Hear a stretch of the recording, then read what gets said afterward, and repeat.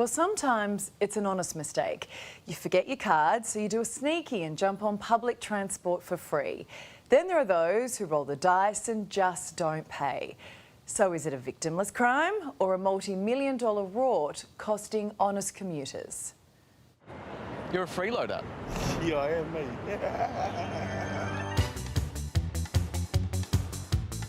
There are some people who think I'll game the system.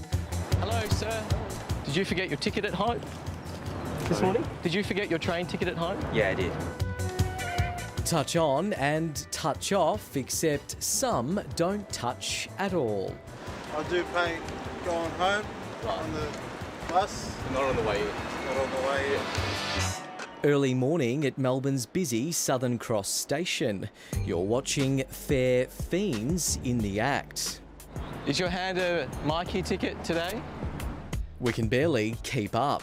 Is there a reason why you haven't touched off this morning? No, I just lost it on the train line. How about this man who's got a rather unusual ticket? I saw you put your knuckle on. That's not a card. Yeah. That's a bit cheeky.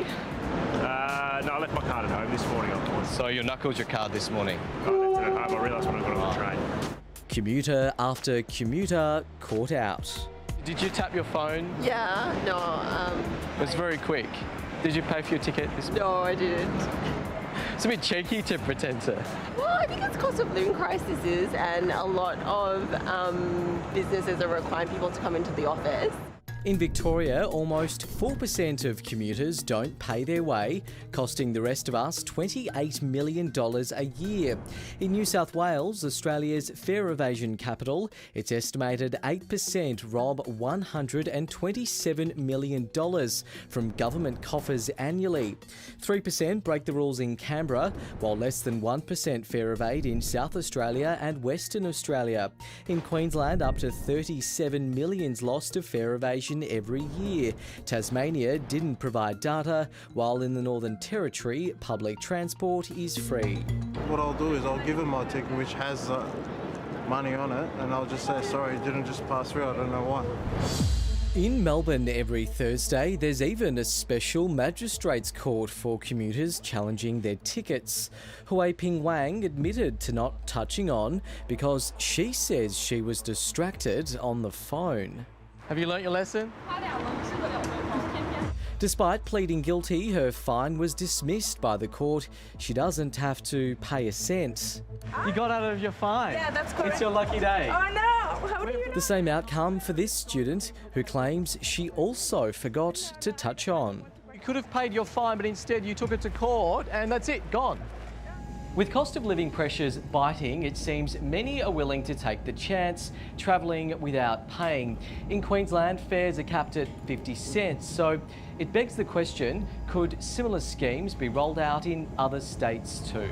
So we've seen great success with the nearly free fares in Queensland, and certainly there will be other jurisdictions starting to look at this. Transport planning expert adjunct Professor Matthew Burke from Griffith University. I think we can afford it in places like WA or South Australia, where there's a relatively low proportion of trips that are made by public transport.